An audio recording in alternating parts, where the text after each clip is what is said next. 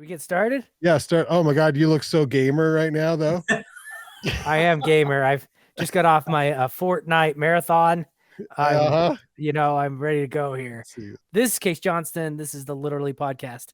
Today, I am at home while Brandon is at Banyan One recording on historic 25th Street. Our guest is Craig Lancaster. We're going to talk about his newest book, And It Will Be a Beautiful Life, as well as a new book coming out in the spring, as well as any other books, and basically just shoot the shit about writing for about 45 minutes from there. So that's the way we're going into this with Craig, obviously, and you'll see this, Brandon. I have no need for an outline. There will be no need for an outline today. Very little need for questions.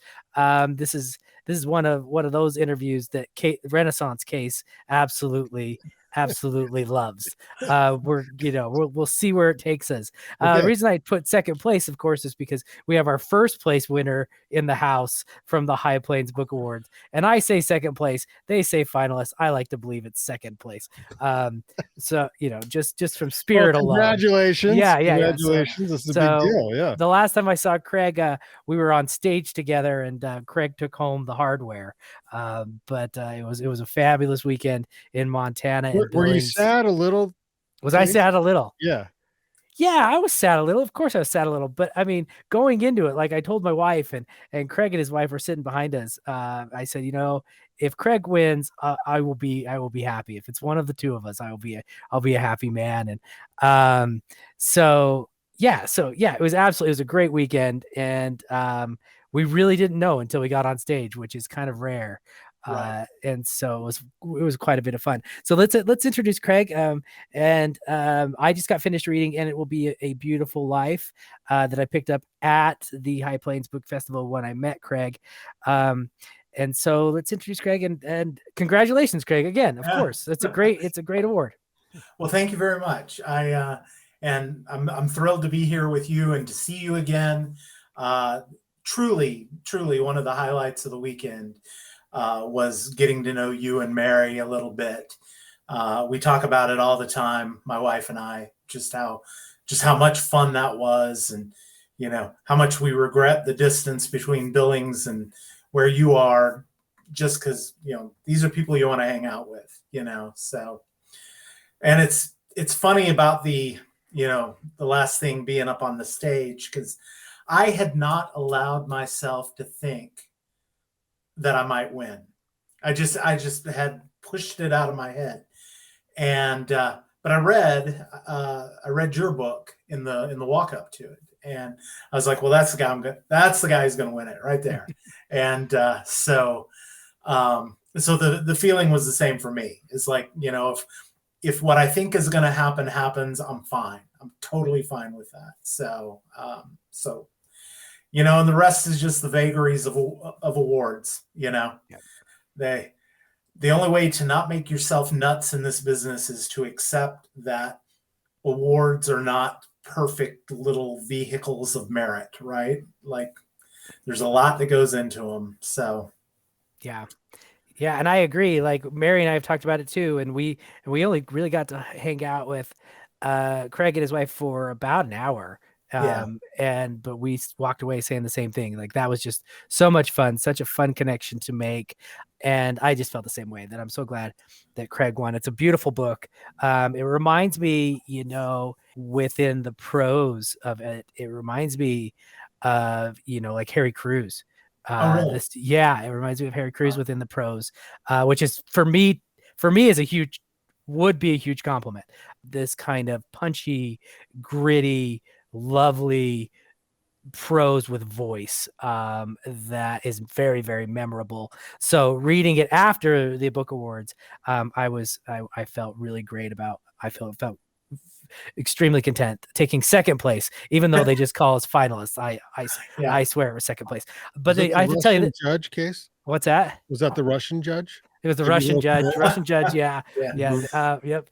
But I have to tell you this, Brandon, it's really funny.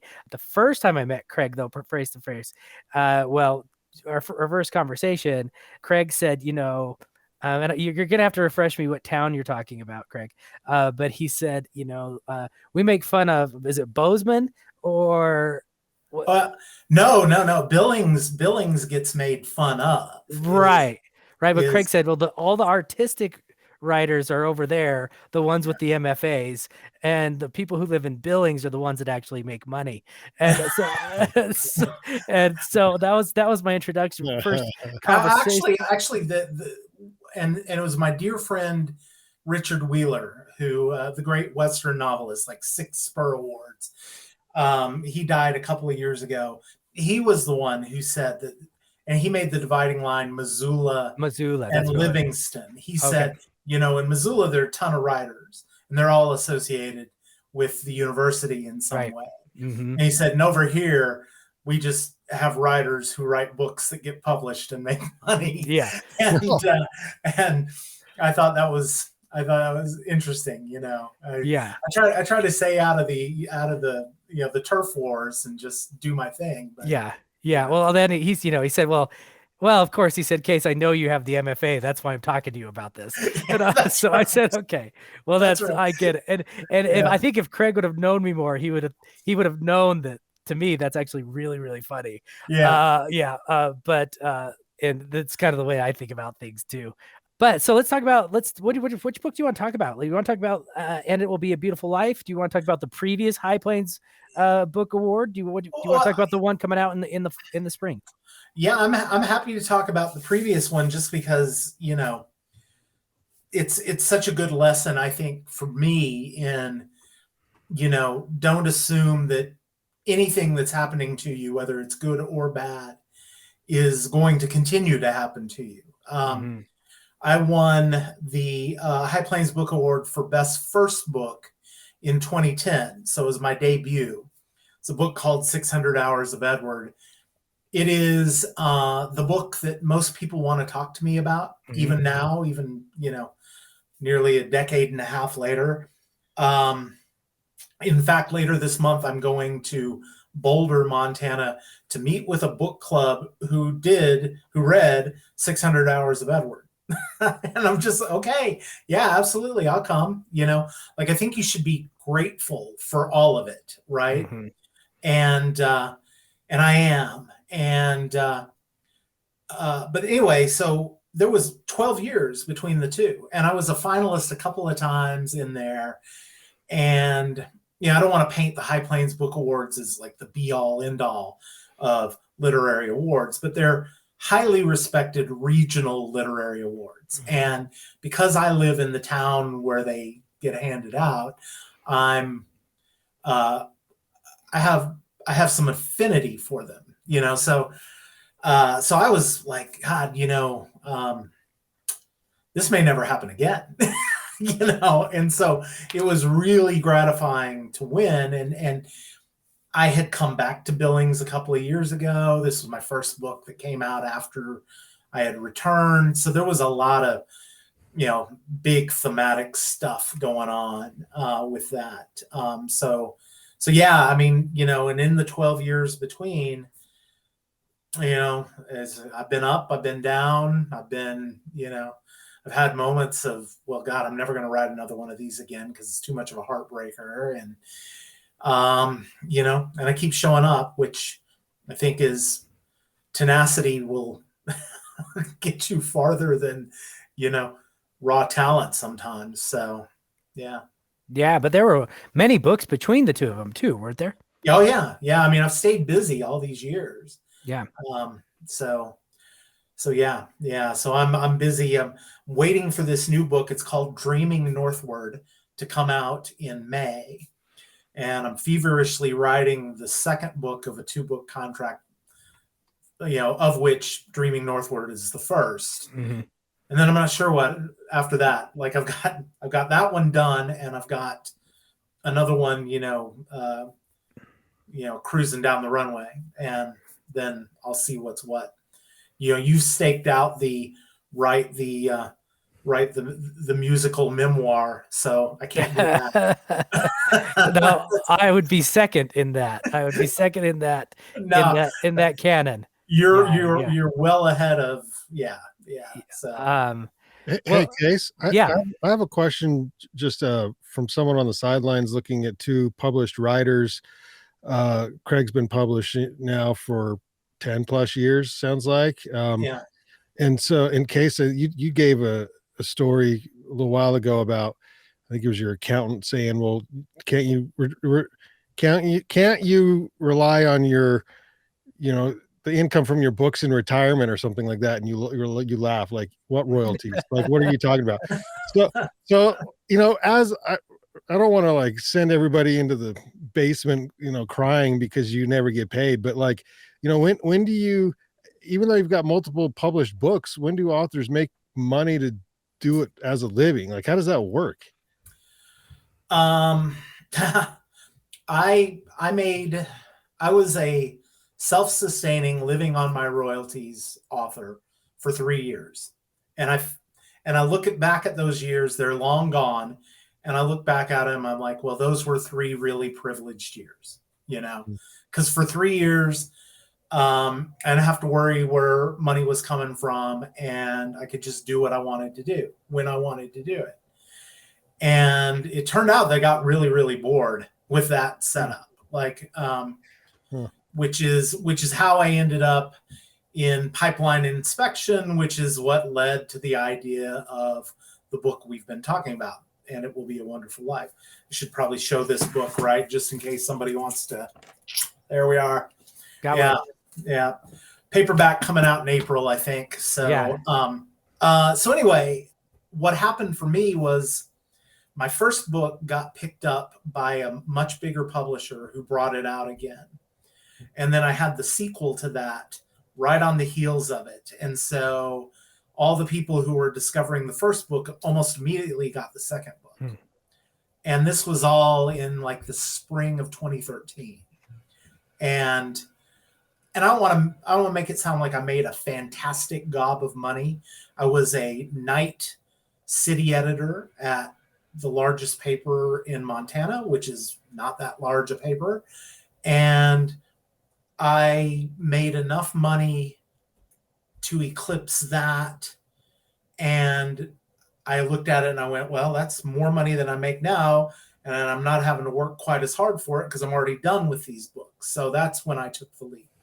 And like I said, it lasted for 3 years, and then I had to start earning a buck again. And I would love to see those years come back, but it's very, very hard. I mean, there aren't that many readers out there in the first place. It's hard to find them. If you don't write genre fiction and you don't write series, which I largely do not, it's even more difficult. And so you've got to kind of find something that sustains you beyond the monetary reward. Yeah. I wonder if you could build a catalog of AI readers and then brag about how many AI bots read your stuff. Do they pay? Yeah. Yeah, this many readers, and then you get paid on how many AI bots read your stuff. I mean, because you do mention that the readership has gone down, and well, what's taken over everybody's jobs is potentially AI and stuff. And so I'm like, well, I don't know. Are they going to be reading? Are they going to be your new reader soon? Like, how does this work?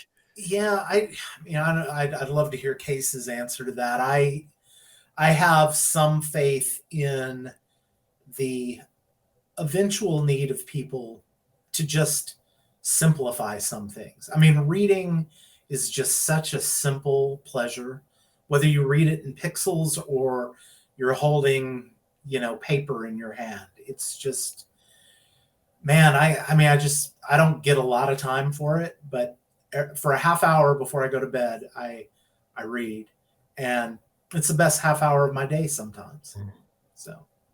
Yeah, same here. I mean, I read 20 minutes every morning before I write. Yeah. That's it. Well, I read all day, but that's different. That's student essays, and they are, that's just, I don't know, that's slogging through life. But the AI stuff is interesting. And of course, being in education, we hear a lot about it because right now, supposedly students can just type in a question and the AI, what is it? I'm forgetting it now, GTP or whatever it is, can kick out a whole essay for them, and to a point where teachers and professors aren't even able to recognize that it was written by the AI. And so my boss came in to talk to me about it the other day, and he asked, like, what are we going to do? And I didn't want to tell him I'm not going to be in education for more than 3 more months, but I did say that, it's a pretty simple answer. We go back to, for a while, because I have a feeling that with that kind of stuff, somebody's going to create a program that figures out which is AI and which is human, and there'll be software for it, and they're going to make a lot of money, and it's probably going to be the same people that made the AI to write the stuff. But what's wrong with going back? I think with life and with writing and with reading is, we still have pen and paper, and we still have pencil and paper, and we still have books to hold in our hands. And I don't think that's ever going to go away. And somebody actually asked me, like, well, what about this AI and somebody writing a whole book, asking the AI to write a whole book. And for me personally, I'm with Craig. I have a lot of hope that, first of all, there's a lot of artists out there. I think we're artists. And I think that we're going to strive to make the best art, and people are going to want to read the best art. And while an AI might be able to create a book, I still find it hard to believe that the nuances of voice will appear in literature. That's my take. I don't know. I mean, it's kind of scary, actually, but yeah. Yeah, I think the creative mind is this wonderful thing, and it's this distinctive thing. And every writer I know has sort of a different standard for how he or she views good writing, right? And for me, there are a million things that I will forgive if writing has like a big, strong, blood pumping heart, right? Mm-hmm. And I don't know how AI creates that. That Mm-hmm. comes from a sentient human being who feels things and has this powerful need to express the things that are felt. Some people throw away a book the first time they encounter a sentence that rings false. Yeah, you busted me for cracking wise on the MFAs, but I always laugh at how sentence bound some of them are. Like, oh, I just want a beautiful sentence.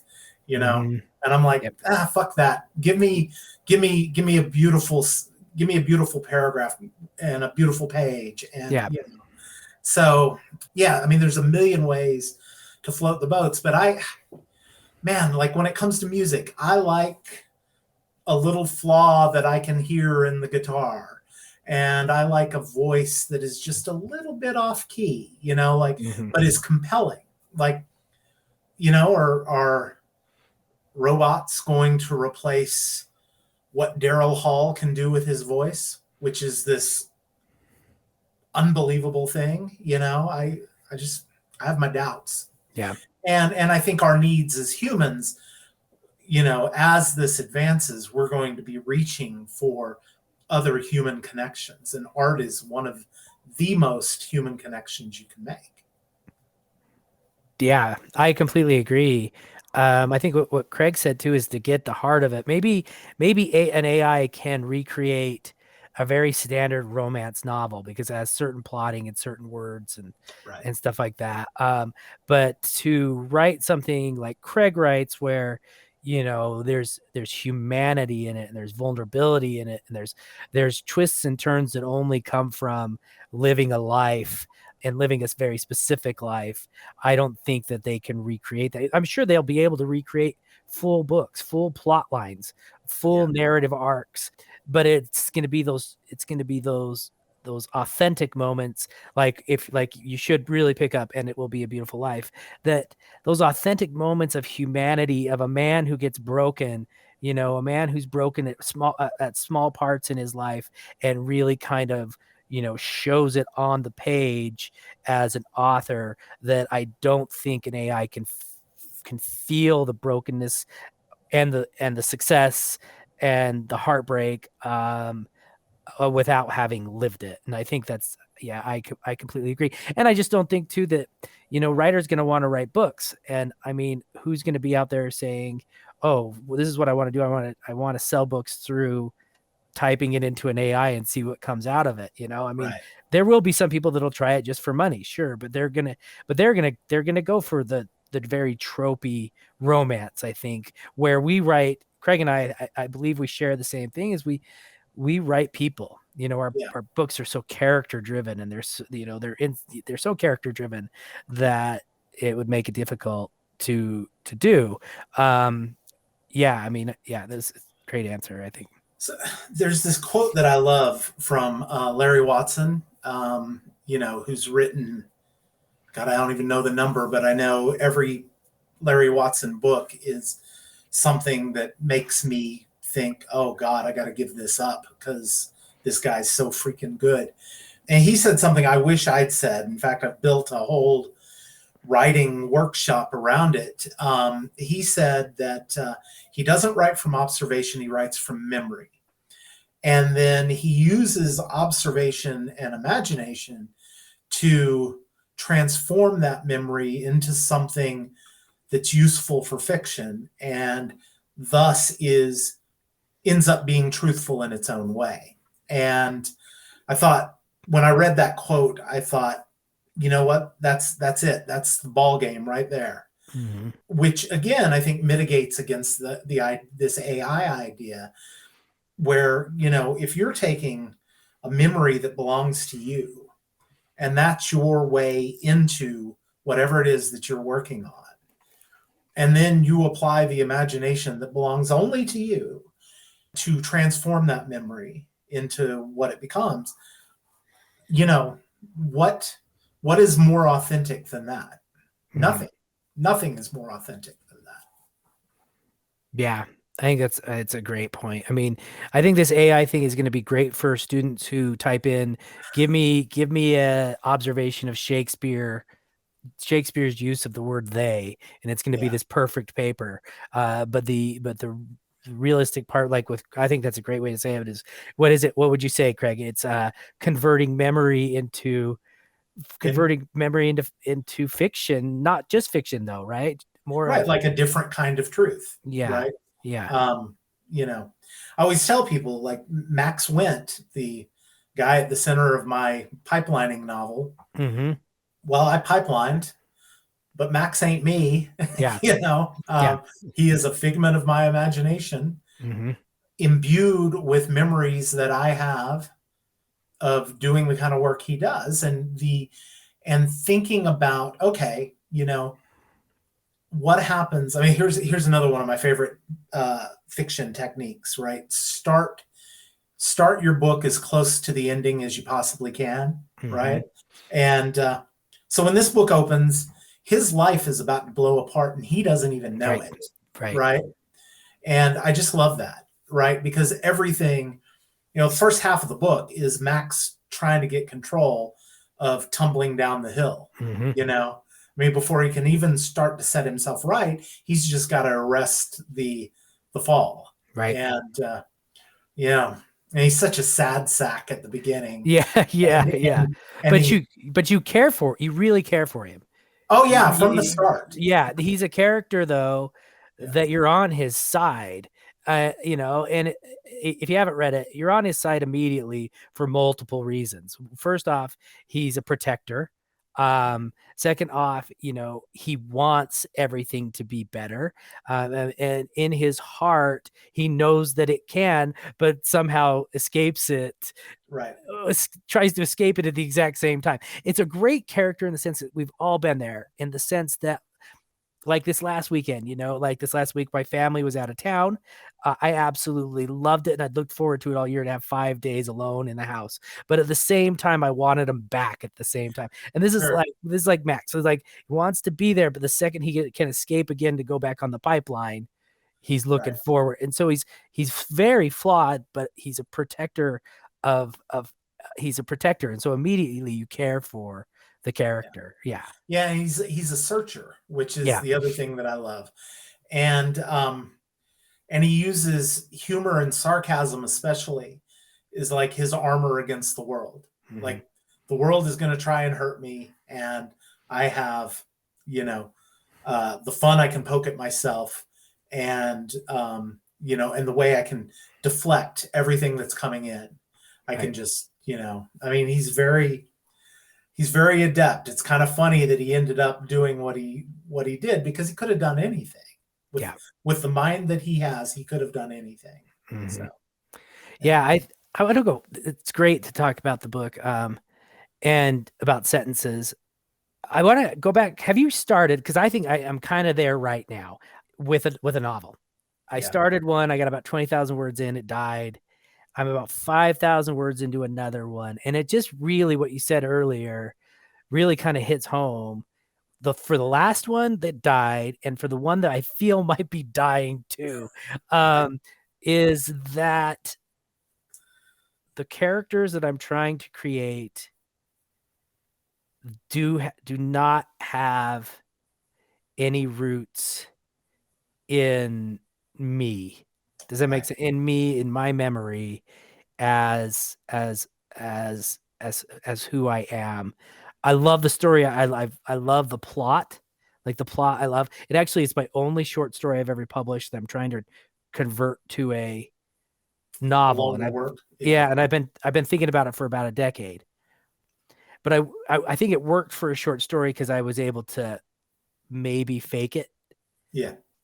But right now I'm looking at the pages, and the books that have come easy to me, they come easy to me because there's so much, not personality, but so much, I wouldn't even say, but my voice is there. But I wonder too, just if you just nailed it for me as to why I maybe need to start another novel. Thanks, Craig. I appreciate that. Yeah. So in fact, I just wrote this. I just wrote an essay about this. So this is kind of top of mind stuff. Well, first of all, I mean, we should probably say that way more would-be novels die than I ever, before I ever wrote one, than I would have ever guessed. I mean, it's so humbling. Yeah. And and for me, they don't die like, I'm not watching them die for a while. It's like we're going down the road, and then they're kaput. Yeah. Yeah. It's like a dog team in the Iditarod who just says, I'm not going another step. Yeah. Good luck getting me down the trail. Right. And so I save all of these things because I've put all this effort into them, even though, in many cases, I just know it's never coming back. I've harvested a few short stories from some of that wreckage, but it's really tough, and it hurts because, God, I had one die on me at about 35,000 words. Mm-hmm. And I was just like, that's 2 months. That's 2 months of drafting, I couldn't believe it. So what I have learned here recently, because the first few novels, I was learning how to do it. And so I wasn't stretching myself as much as I try to stretch myself now. And so I just kind of, like, okay, I'm going to write another one. And, boom, wrote another one. And it was foolish to think that I could keep doing that. And It Will Be a Beautiful Life was half written for 2 years where I didn't even look at it. And then I went back to it, and whatever I was missing unlocked. And then I finished. The one I'm working on now that I am sure I'm going to finish. I don't know how good it's going to be, but I know I'm going to finish. Yeah. Because I can see the finish line. Same thing. I set it aside for some number of years. So that seems to be working now, where it's just, it's almost like chasing love too hard. You're like, well, I think I want to be in love with this person, and you're feeling it and they're not quite. And so, you try to make it happen, which never works. Right. And so you have to learn to wait on it. Like, I'm just going to sit. I'm just going to be cool. I'm going to be quiet, and I'm going to let this come back to me. And I'm starting to see that happen. But it's kind of coincided with my being a little more ambitious in what I'm trying to do. Yeah. mean, Dreaming Northward, which comes out May, is my first sort of multi-timeline novel. There's, 4 timelines, and I've got to make them start rubbing up against each other and causing other things to happen. That was a challenge. The one I'm working on now, the main character is a woman, and I'm not. So that's a challenge. But I'm enjoying it. So Yeah. It's hard. It's hard to lose them. It's hard to lose the novels. Maybe I will look back at the other one that went to 20,000 words a little while from now, because I like the concept of it, and I think it does have some of me in it. It's this idea of this small town, Kansas town, that has only had one bar for 50 years, and then somebody else decides to. It's called the Uptown Bar, and then somebody else decides to open another bar called the Uptown Bar, and then there's a fight and a murder at the beginning, and so that's kind of all I've gotten to, and I love the idea of it, but I just haven't figured out how to do it.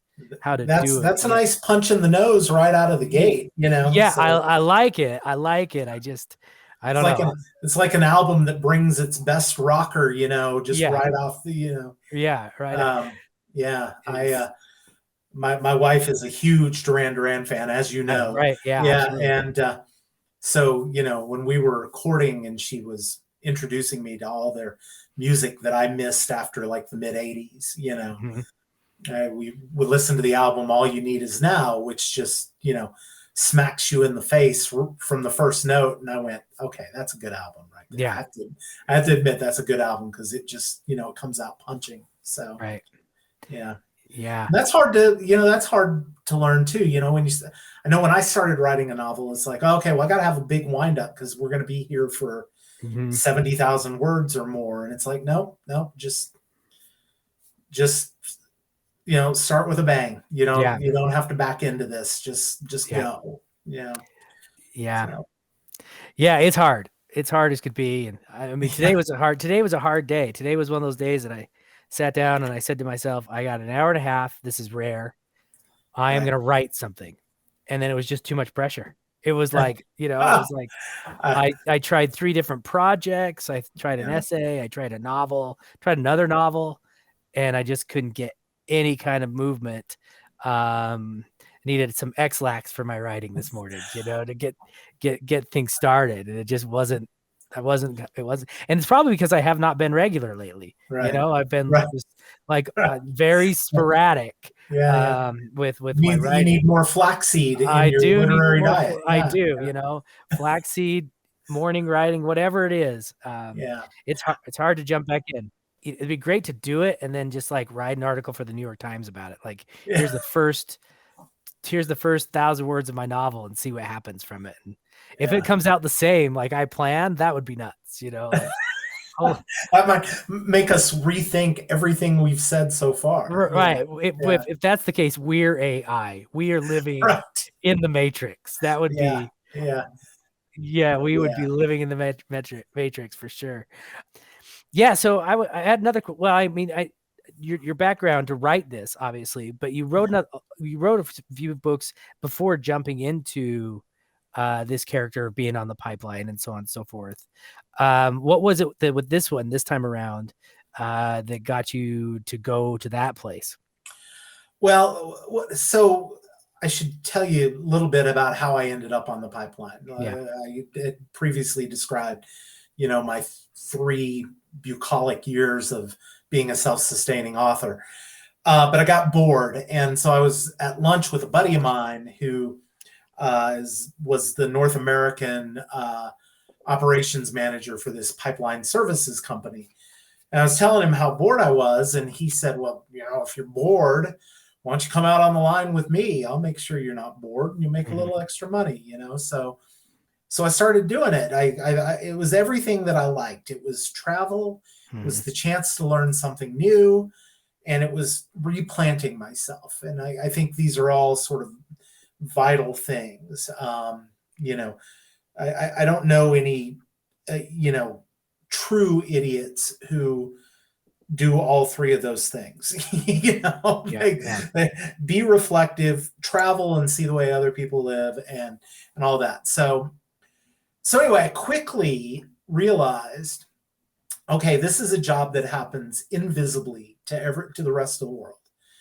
I was skulking around in backyards and right of ways and all this stuff in the middle of the night, and nobody ever knew I was there. And so that was appealing from a fictional standpoint. Mhm. The constant motion was appealing from a fictional standpoint, and the isolation and the fact that that the isolation was like the Borg assimilating him, right? Mhm. Like it went from something that was foreign to him in his early life to now in his middle age, while he's still doing it, it's lifeblood. Like he cannot imagine not being alone doing what Right. he does, and Yeah.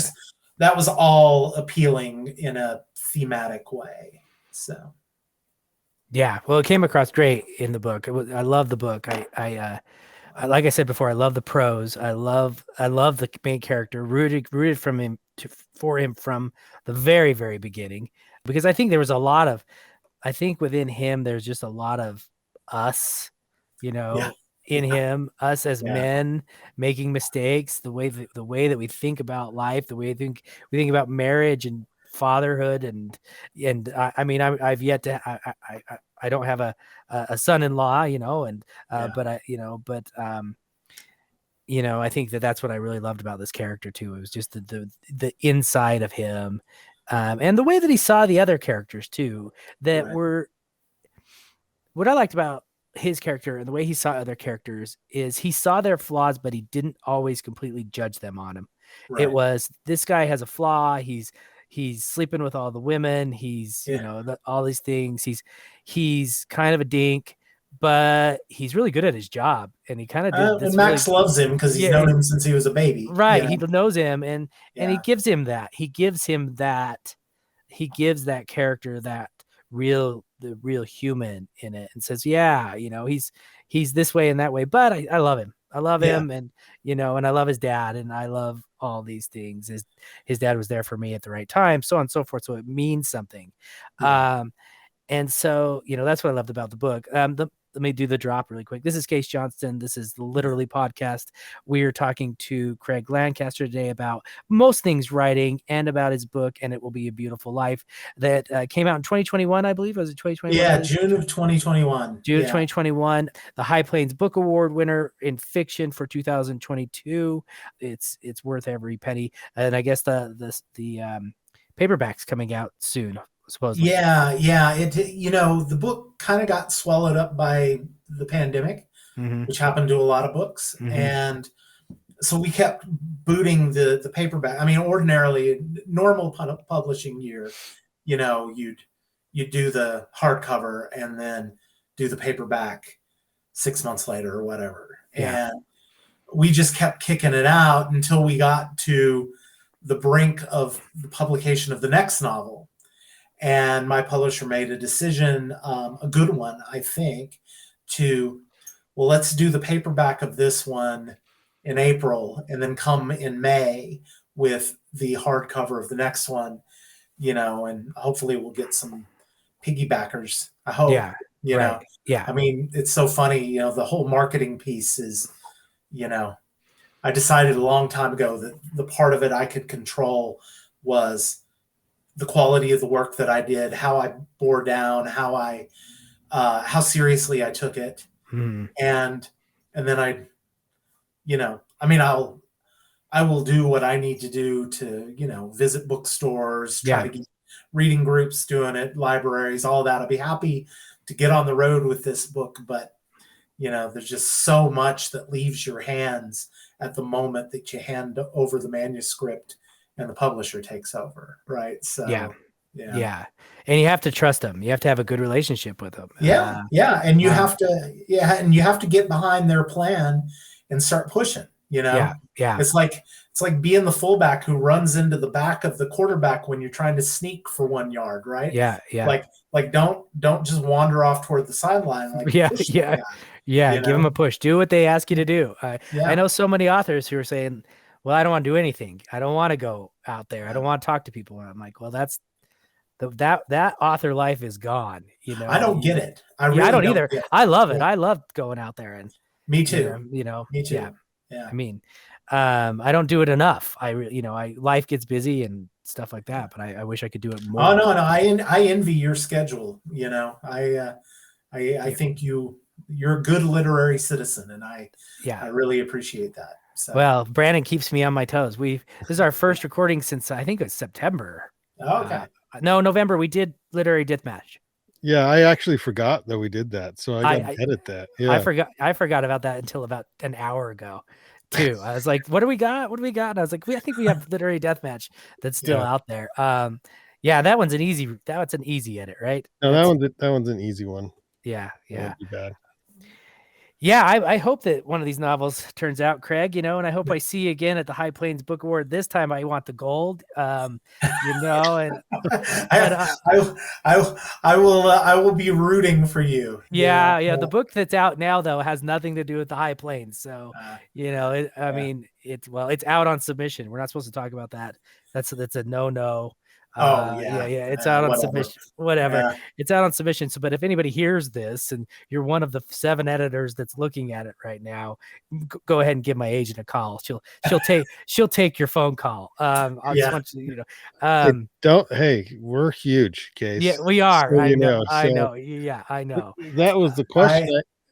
You gotta celebrate every victory. You do. You absolutely. I mean, when I finish a manuscript, and I print it out, and there are 350 pages stacked up on my desk, I take a picture of it and put it on Facebook. Yep, I do too. I didn't think I was going to do it even once, so yeah,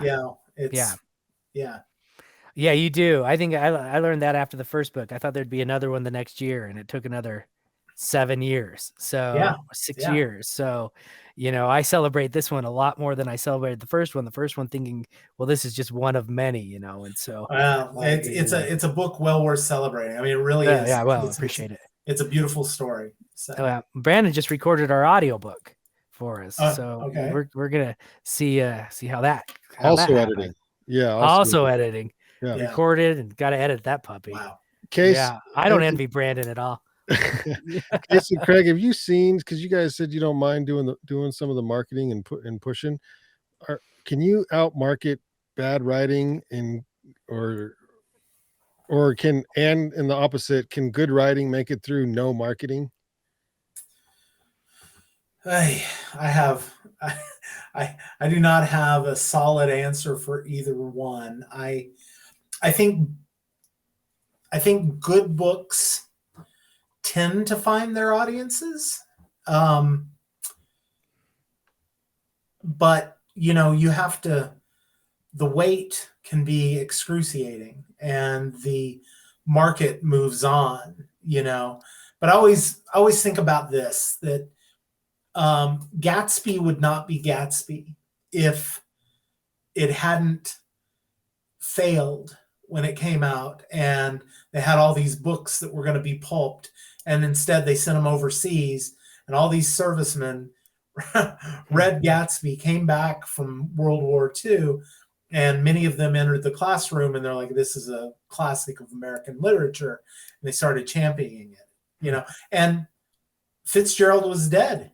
He died thinking he was a failure, so nobody wants to die before their book has found its audience, but it happens.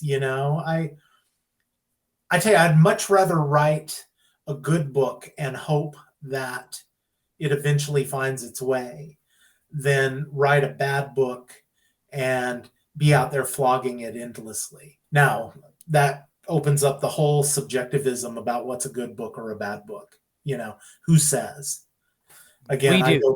I go back right here, right now. Yeah. I mean, I'm the only one who can answer that for me. Is this book good or bad? Yeah. I mean, editors can tell me what they think, but it's not going to get to them unless I think it's good. Right. So, which sounds horribly egotistical, but it's really the way I feel. It's like I gotta satisfy the guy in the room who's writing this thing, and I try to be a harsh critic of it for that reason. To the extent that I can. So And I wonder too if you could write a bad book. And I know that sounds like silly, but I don't mean it silly in the sense that everything you just went through, that you put yourself through the ringer, you put your words through the ringer. You're not going to let it out until it's good, until you believe it's good, until you believe in it at least. Right. Because I've had students, because for the last 2 years I've been at high school, and they think a lot differently than I think. And they ask, why don't you just copy one of those? Because I've shown them the numbers. I've shown them what romance sells. I've shown them, I've shown them what, and I've shown them what a lot of the romance slash fantasy sells, and the numbers and the amount of books that come out each year. And then I show them, like, especially with like strict romance, how the plotting is just so precise that they want the exact same thing to happen all the way through. It's like a rom-com in screenplays. They're always exactly the same. And they say, why don't you do that and just make some money? And I've gone home and I've thought about it, and I just don't think that I could. And I don't mean it. I mean that. I do not mean that against any romance writer at all. Yeah. I respect them. That's a craft. I think it's come down to, that's a craft that I do not have. If I had it, maybe I would go and write it and make a lot of money. But I do you not can't have write it. the pop song. You can't write the one pop song, and then the whole rest of the album is yours. I could try, but I don't know. Like I'm trying to see what the metaphor is within novels. Well, because musicians will have, there's a Sublime album where the one song is got more plays than any of them, and the suit made them famous, and I hate that damn song. I like hate that song. The rest of the album. Oh yeah. I hate that. I hate that song too. I have considered okay, I'm glad you brought up romance writers, because I live in a state that's extremely literary. And so, there's always talk about, well, okay, so who was the quintessential Montana writer? And it's usually, there'll be a debate, but it'll end up being a guy, and B, one of these hard earth books, you got to extract the life from the land, and everything is a metaphor for how hard life is, and all this stuff. And I love those books. There's a place for those books, right? Mm-hmm. The most successful author in the state of Montana, her name never gets mentioned. Her pen name is B.J. Daniels. She lives in Malta, which is up near the Canadian border. Mm-hmm. She's written 100 and something Harlequin romances. And she I don't want to, I almost said cranks them out, but she is a good writer. She is a disciplined writer. She writes 4 books a year, and she's been doing it for years. And she's more successful. She makes more money. She has more readers, and there isn't anything anybody in this state can say about her work ethic or her ability to do what she does. Right. She is freaking great. End of sentence. Right. And but I can't do what she does. Right. I have considered, I think I could get a bunch of erotica, and figure out what the beats are. Right. And then, choose a pen name that is appropriately, wink, wink, nod, nod. Right. And self-publish a bunch of erotica. Right. I could probably do that. Yeah. It does not move me. Yeah. And it's so hard to write that if I'm going to take being moved off the table, there are much easier ways to make a buck. And I'll just do one of those. Yeah. I mean, if money is what I need so bad, I'm not gonna do it by writing something that my heart is not in. Right. So. Right. I totally agree. It's like you could. I mean, this is not easy. It's not easy, and I doubt it's easy. not easy for BJ Daniels. Exactly, it's not easy for her. But she loves it, and that is the key. And love is the key. And and her readers love her work. Right. That's worth it too. The end. Her readers love her work, and she is giving them what they love, and she does it well. Yeah. I couldn't do it. And like you said, because I just don't know. That's, I don't know. Like, I've thought about it. Yeah. And I would probably try and fail at what she does well. And I try to tell my students that, and they're Right. like, well, and they just don't get it, but Yeah. I agree with everything you said. If I'm going to sit my butt down every day, Do what you love. do what Yeah. you write something that you love. And I think that's kind of where these novels fail sometimes, where you're like, I like the story. I think I like the Yeah. characters, but man, this is difficult. This is really, really difficult to We kick didn't that. double. Yeah, we didn't double back to that. But Yeah. I know for me, when it doesn't work, and I get to a point where I can actually diagnose it, Mm-hmm. it's almost always that I did not connect fully enough with the idea or the memory that was driving it in the first place. Right. Like I was not there in the way that I needed to be there. Right. Which is why it would be so folly to try to attempt to write things that aren't in my heart, to make money. I like, no, it would be a failure. It would be a failure, and it would not measure up to the people who do that well. Exactly. Because they love it and I don't. Yep. And I just couldn't live with that. Yeah. So. And then we would be, and it'd be, we would be a failure in what they do well. Right. So we're stuck writing literary stuff, which obviously, sells a lot, I mean, there's the occasional thing that catches fire. So, right. Yeah. But it's hard. Today was hard. You tell good stories. Is there satisfaction in that? Oh God. Yeah. I mean, that's ultimately what it is. You want to tell a story and you want enough people sitting around the fire so that it makes sense to keep throwing a fresh log on it. And, well, you know what I think, Craig, I just thought of this. Kase mentioned that I'm recording his audiobook. Boy, would it have been fun to be the author, to watch us record an audiobook that you wrote that other people are reading, and then laugh about in certain parts and say, oh, that was a really good line. And because it's immediate feedback that, you're watching someone as they read it, which is kind of cool.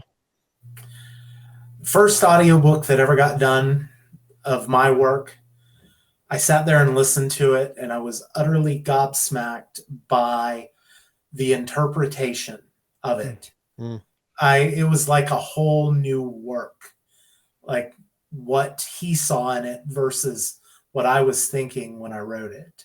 I was just so grateful for, somebody who took what he does well and, made this whole other performance of it. Because I know what I do when I do a reading, right? I mean, in general, I'd rather go to a poetry reading than a prose reading. Even I'm not much of a poet. I'm like a once a decade poet. But poets, part of the gig is you've got to be good at performing your work. And with prose writers, a lot of them they lose their place, they miss the emphasis, they don't perform it. Poets are like singers. Singers, the best singers, channel the emotion of the song that they're singing. Poets do the same thing, and they do it with their own work. It's an amazing thing to see. It is. It really is. I agree. I'd rather listen to poets than prose. That's for sure. Well, some poets. Some poets are like, no thanks. Just the ones that get up and talk about the poem for 45 minutes and it's a 2-minute poem. Those are the ones that I struggle with. The ones that say, I've just got 17 more poems and 4 subsets of those poems left before I get off the stage. Those are the ones I struggle with.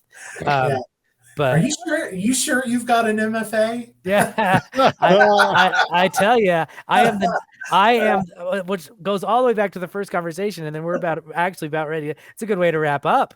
Is that if Craig knew me, he would know my stance on MFAers in the sense that that I typically do not fit that. I don't fit that mold. Not with me as a person, as an academic, or as a writer for the most part. it may not because my advisor was he actually studied with Harry Cruz.